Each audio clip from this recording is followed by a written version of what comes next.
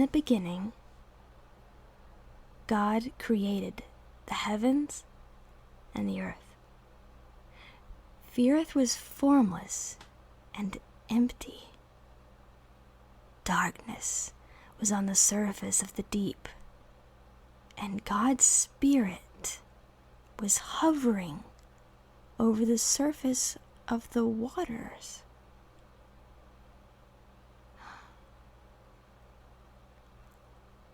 That's quite an image. God said, "Let there be light." And there was light. God saw the light and saw that it was good, and God divided the light from the darkness. God called the light day, and the darkness he called it night. There was evening, and there was morning, the first day. God said, "Let there be an expanse in the middle of the waters. Let it divide the water from the water." God made the expanse and divided the waters which were under the expanse from the waters which were above the expanse. And it was so. God called the expanse sky. There was evening, there was morning, a second day.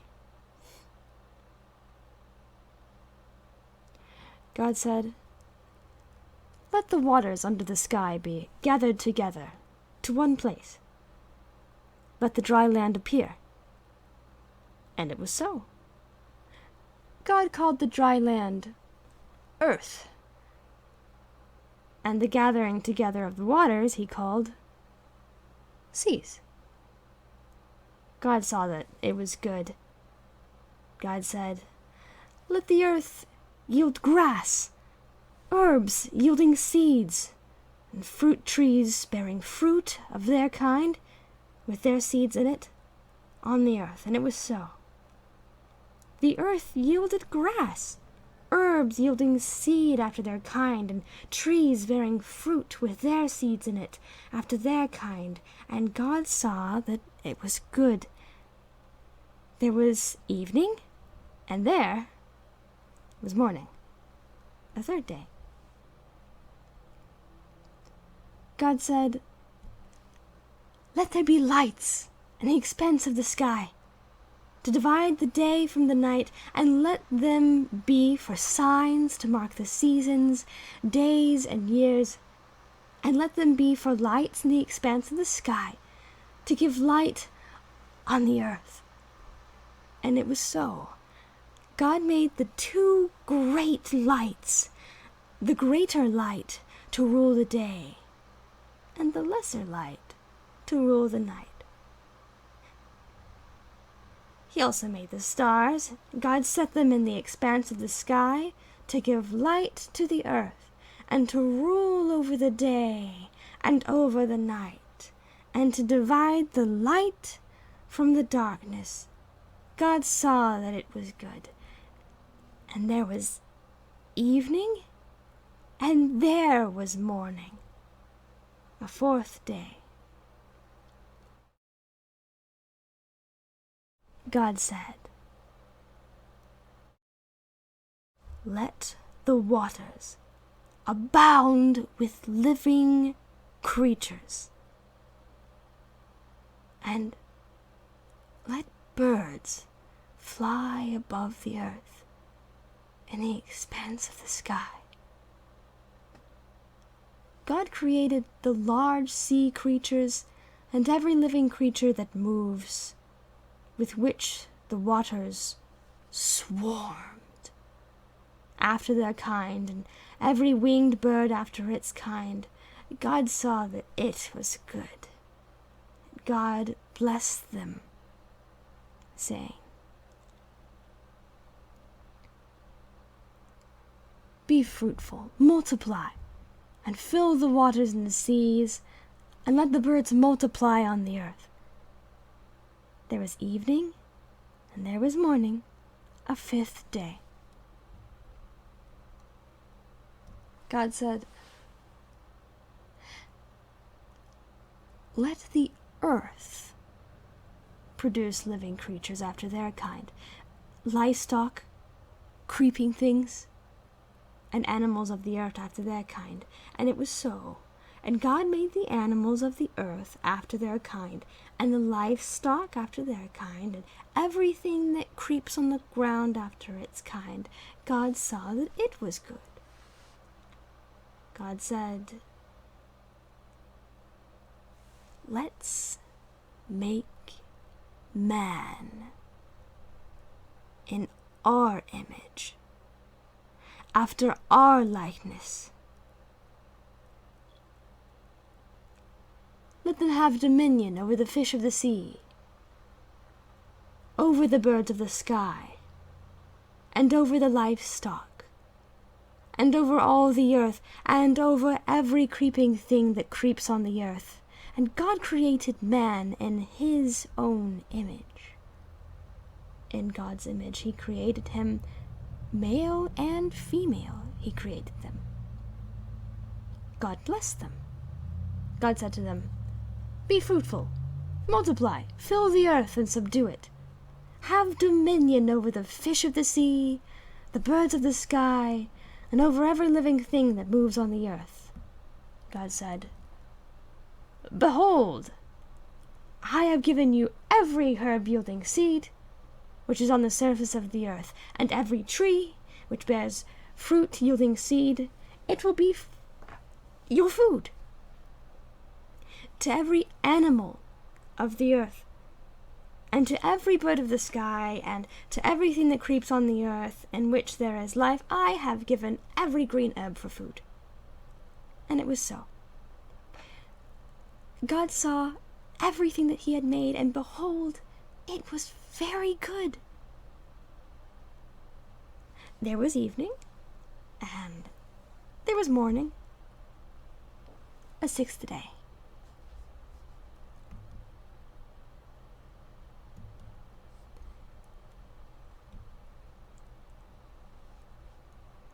Chapter 2.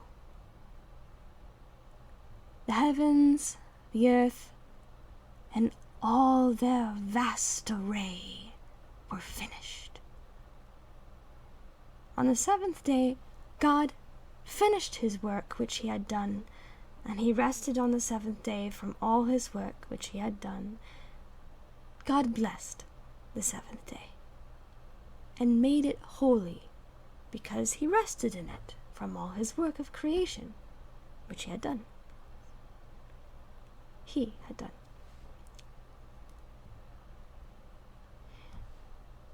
This is the history of the generations of the heavens and of the earth when they were created. In the day that Yahweh, God, made the earth and the heavens, no plant of the field was yet in the earth, and no herb of the field had yet sprung up, for Yahweh had not yet caused it to rain on the earth. There was not a man to till the ground, but a mist went up from the earth and watered the whole surface of the ground. Yahweh God formed man from the dust of the ground and breathed into his nostrils the breath of life, and man became a living soul. Yahweh God planted a garden eastward in Eden, and there he put the man whom he had formed. Out of the ground Yahweh God made every tree to grow that is pleasant to the sight and good for food, including the tree of life in the middle of the garden, and the tree of knowledge of good and evil. A river went out of Eden to water the garden, and from there it was parted and became the source of 4 rivers. The name of the first is Pishon. It flows through the whole land of Havilah, where there is gold, and the gold of that land is good. Bdellium and onyx stone are also there. The name of the second river is Gihon. It is the same river that flows through the whole land of Cush. The name of the third river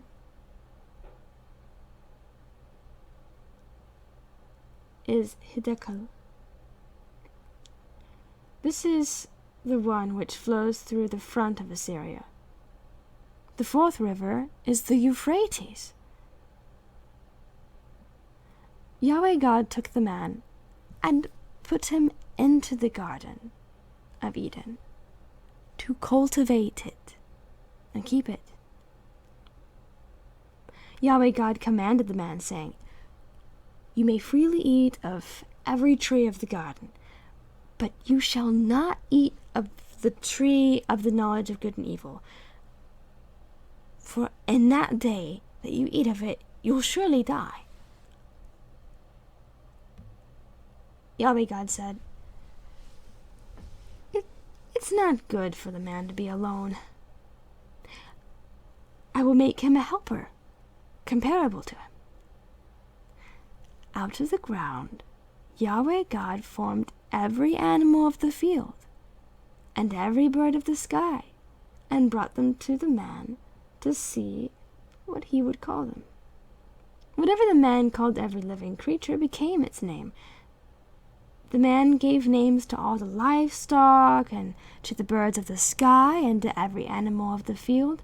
But for man, there was not found a helper comparable to him. Yahweh God caused the man to fall into a deep sleep. As the man slept, he took one of his ribs and closed up the flesh in its place.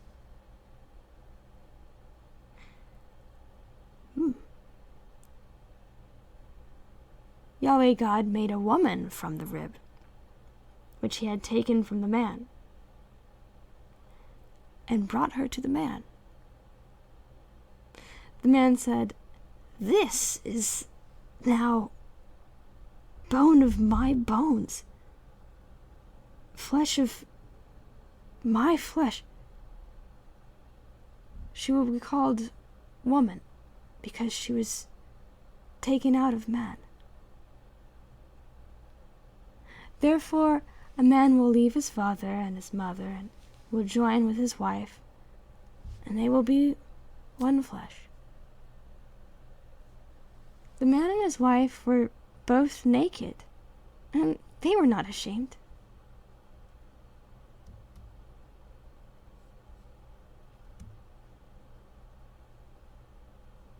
Chapter 3. Now the serpent was more subtle than any animal of which Yahweh God had made. He said to the woman, "Has God really said, 'You shall not eat of the tree of the garden of Eden'? You shall not eat of any tree of the garden?" The woman said to the serpent, "We may eat fruit from the trees of the garden, but not the fruit of the tree which is in the middle of the garden. God has said, 'You shall not eat of it, you shall not touch it, lest you die.'" The serpent said to the woman, "Oh, you won't really die. God knows that in the day you eat it, your eyes will be opened, and you'll be like God, knowing good and evil." When the woman saw that the tree was good for food, and that it was a delight to the eyes, and that the tree was to be desired to make one wise, she took some of its fruit and ate. Then she gave some to her husband with her, and he ate it. He was with her.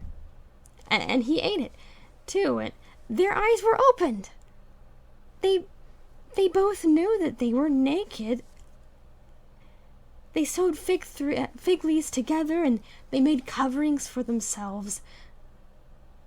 They heard Yahweh God's voice walking in the garden in the cool of the day. And the man and his wife hid themselves from the presence of Yahweh God among the trees of the garden. Yahweh God called to the man and said to him, Where are you? The man said, I heard your voice in the garden, and I was afraid, because I was naked, so I hid myself. God said, Who told you that you were naked? Have you eaten from the tree that I commanded you not to eat from? The man said, The woman whom you gave to be with me. She gave me the fruit of the tree, and I ate it. Yahweh God said to the woman, What have you done? The woman said, The serpent deceived me, and I ate. Yahweh God said to the serpent, Because you have done this, you are cursed above all livestock, and above every animal of the field. You shall go on your belly, and you shall eat dust all the days of your life. I'll put hostility between you and the woman, and between your offspring and her offspring. He will bruise your head, and you will bruise his heel. To the woman he said, I'll greatly multiply your pain in childbirth. You will bear children in pain. Your desire will be for your husband, and he will rule over you. To Adam he said, Because you have listened to your wife's voice and have eaten from the tree, about which I commanded you, saying, You shall not eat of it, the ground is cursed for your sake. You will eat from it with much labor all the days of your life. It will yield thorns and thistles for you, and you will eat the herb of the field. You will eat bread by the sweat of your face until you return to the ground. For you were taken out of it. For you are dust, and you shall return to dust.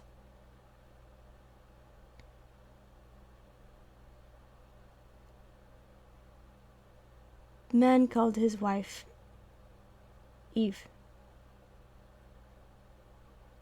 because she would be the mother of all the living.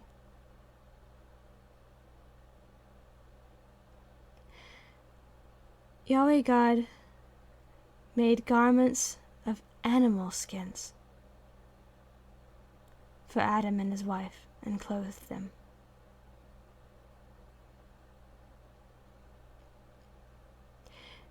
Yahweh God said, Behold, the man has become like one of us, knowing good and evil. Now lest he reach out his hand and also take of the tree of life and eat, and live forever.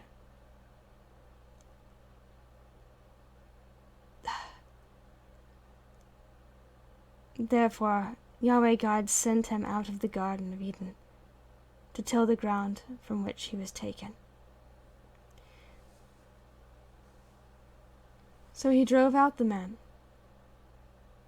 and he placed cherubim at the east of the Garden of Eden, and a flaming sword, which turned every way to guard the way to the tree of life.